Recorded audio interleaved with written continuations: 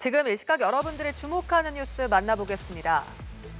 최근 미국 언론이 북러 정상회담 개최 가능성을 보도한 가운데 러시아 정부에서 처음으로 관련 언급이 나왔습니다.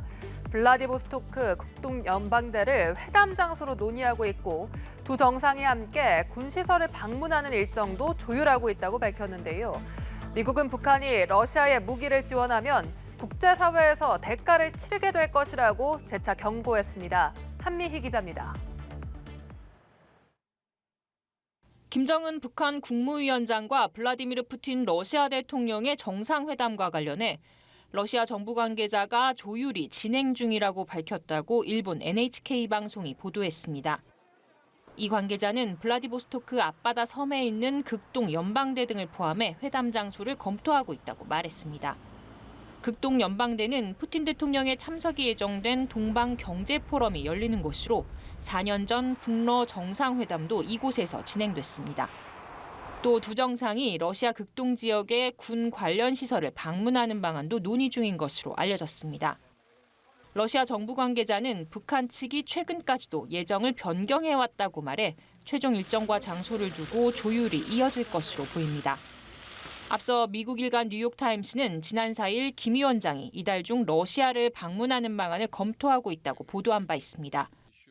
그러면서 오는 10일부터 나흘 동안 동방경제포럼 행사가 열리는 블라디보스토크 극동연방대에서 푸틴 대통령과 회담할 가능성을 거론했습니다. 김 위원장이 러시아를 방문한다면 2019년 방러 당시와 마찬가지로 전용 열차를 이용해 북한 나진과 러시아 하산을 거쳐 이동할 것으로 예상되고 있습니다. 두 정상이 회담에서 무기 거래 문제를 논의할 것으로 알려진 가운데 미국은 북한이 러시아에 무기를 지원하면 국제사회에서 대가를 치르게 될 것이라고 재차 경고했습니다. 연합뉴스 한미입니다. 국제유가가 연중 최고치로 치솟으면서 물가 공포가 재점화하고 있습니다. 배럴당 100달러를 돌파할 수 있다는 전망까지 나오는데 이처럼 치솟는 유가는 운송비는 물론 원유를 재료로 하는 각종 제품 가격까지 끌어올릴 것으로 우려됩니다. 물가 상승률은 한국은행의 기준금리 결정과 정부의 유류세 인하 조치와 연관돼 있어 하반기 경제에 큰 변수가 될 전망입니다. 김동욱 기자입니다. 러시아와 사우디아라비아의 원유 감산 연장 여파로 국제유가가 연일 치솟고 있습니다. 뉴욕 상업거래소에서 10월 인도분 서부 텍사스산 원유 선물 가격은 0.98% 상승한 배럴당 87.54달러, 북해산 브렌트유 선물은 지난 5일 처음 90달러를 돌파한 뒤 계속 오르고 있어 배럴당 100달러 돌파 전망도 나옵니다. 유가가 계속 오르면 최근 안정화 흐름을 보이던 물가를 다시 자극하게 됩니다.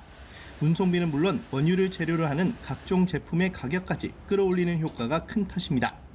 이미 8월 소비자 물가는 3.4% 상승해 석 달 만에 다시 3%대로 올라선 상황.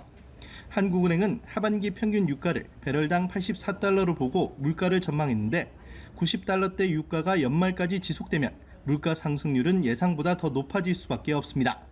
기준금리를 3.5%에서 5차례 동결했지만 한 번 더 올릴 수 있다고 밝혔던 한국은행이 실제 인상에 나설 가능성도 배제할 수 없게 된 겁니다.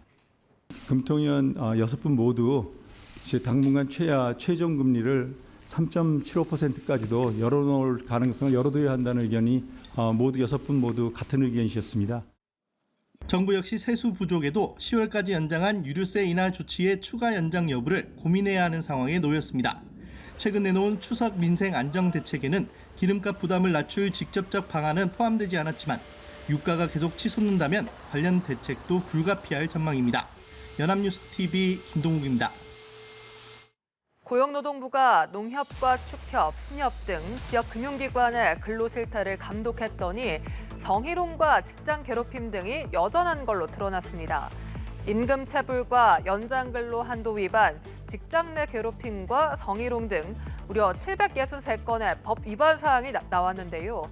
노동당국은 해당 관계자들을 불러 경고 메시지를 전하고 근로감독을 강화하겠다고 밝혔습니다. 김종성 기자입니다. 고용노동부가 지난 3월부터 8월까지 농협과 축협, 수협, 새마을금고, 신협 등 113개 지역 금융기관 내 직장 갑질 행위를 조사했는데 직장 내 괴롭힘 등이 여전했습니다. 고객에게 술을 따르기를 강요, 여성 직원에 대한 신체 접촉, 장기 자랑 강요 등 직장 내 괴롭힘, 성희롱이 다수 적발되었습니다. 축협에서는 고객과의 식사 자리에서 술 따르기를 강요한 상사에게 거부 의사를 밝힌 여직원을 본점에서 다른 지점으로 이유 없이 발령한 일이 있었고, 신협에서는 남성 임원이 회식 도중 여성 직원에게 입맞춤을 한 일도 발생했습니다. 계약 기간이 남은 기간제 근로자에게 퇴사를 강요하고 당연히 줘야 할 임금을 주지 않는 행위도 확인됐습니다. 연장 근로 수당 등 38억 원 규모의 임금 체불, 근로시간 초과, 비정규직 차별 등 당연히 지켜져야 하는 기본적인 노동 권익이 침해되는 위법 행위가 많이 적발되었습니다. 이번 조사 기간 동안 임금 체불만 214건, 연장 근로 한도 위반 33건, 직장 내 괴롭힘과 성희롱 5건 등 무려 763건의 법 위반 사항이 나왔습니다. 노동당국은 농협과 수협, 신협, 새마을금고 관계자들을 불러 경고의 메시지를 전하고 근로감독을 강화하겠다는 뜻을 밝혔습니다. 연합뉴스TV 김종성입니다. 전국철도 노동조합이 오는 14일부터 나흘간 4년 만에 총파업에 돌입합니다. 노조는 수서행 KTX와 임금 협상, 성실 교섭 등을 요구하고 있는데요. 사측과 정부 입장에 따라 추석 연휴 파업도 배제할 수 없어 보입니다. 파업을 하더라도 필수 유지 인력이 업무를 진행하겠지만 운행률이 낮아져 철도 이용 고객들의 불편은 불가피해 보입니다. 조성은 기자입니다. 지난달 24일 준법 투쟁 시 파업을 예고했던 철도노조. SRT 편이 줄어든 수서역에 KTX를 운행하자는 요구에 대해 국토교통부와의 논의가 이루어지지 않자 본격 총파업에 돌입합니다. 제1차 파업에 돌입합니다. 이번 파업은 14일부터 18일 오전까지 전개됩니다. 철도 노동자의 진정성은 받아들여지지 않았습니다. 실제 파업에 들어가면 2019년 11월 이후 4년 만입니다. 노조의 요구는 크게 3가지인데 첫 번째는 수서발 KTX 운행입니다.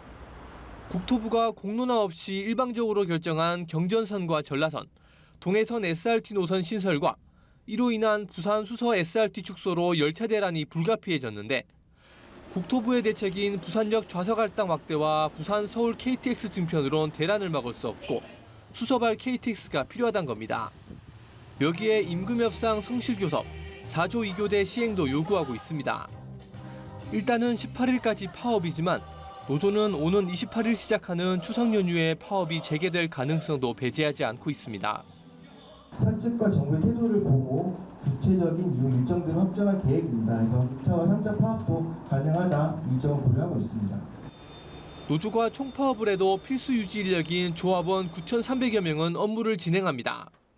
하지만 고속열차 운행률은 64%로 떨어지고 일반 열차와 화물차의 운행률은 더 낮아집니다. 연합뉴스TV 조성음입니다. 중국에 사무실을 차리고 보이스피싱 범죄를 벌여온 일당이 한꺼번에 검거됐습니다. 경찰이 중국 공안과 협동작전을 벌인 덕인데요. 피해자 대부분은 2030 사회 초년생이었는데 비대면 약식 수사를 하겠다며 개인정보를 요구하고 거액을 이체하도록 유도했습니다. 이렇게 벌어들인 돈은 27억 원에 달했는데요. 이들은 검거 직전까지도 검사 행세를 하며 사기를 치고 있었습니다. 한채희 기자입니다. 가정집인 줄 알았더니 작은 방 수십 개가 질비해 있습니다. 방 안에는 컴퓨터와 전화기밖에 없습니다. 보이스피싱 조직원들이 중국 청도에서 사용했던 사무실입니다. 제압당한 남성이 복도로 끌려 나옵니다. 검거 직전까지도 사기를 치고 있었습니다. 이들은 지난해 12월부터 검찰을 사칭하는 방식으로 피해자 68명을 꿰어냈습니다. 피해자 대부분은 2030 사회 초년생이었는데 비대면 약식 수사를 하겠다며 개인정보를 요구하고 거액을 이체하도록 유도했습니다. 이렇게 벌어들인 돈은 27억 원에 달했습니다. SNS를 통해서 구속영장이라든지 출석요구서를 보내주면서 이게 마치 정상적인 공문서인 것처럼 속이는 경우가 있었는데요. 절대로 그런 행태를 저희 수사기관에서는 우리 피해자들에게 요구하지 않습니다. 경찰 조사 결과 조직원 16명 중 13명은 한국인이었습니다. 조직에서 탈퇴하려 했던 20대 남성 A씨는 중국인 총책 등에게 집단 구타를 당하고 치료받기 위해 국내로 입국했다가 잠복하던 경찰에 붙잡혔습니다. 이를 계기로 수사에 속도가 붙은 경찰은 2달 뒤인 지난 8월 중국 공안과의 협동작전으로 조직을 일망타진했습니다. 경찰은 중국 현지에 있는 나머지 피의자들에 대해 체포영장을 발부받아 조만간 중국 공안에 송환을 요청할 계획입니다. 연합뉴스TV 한채입니다.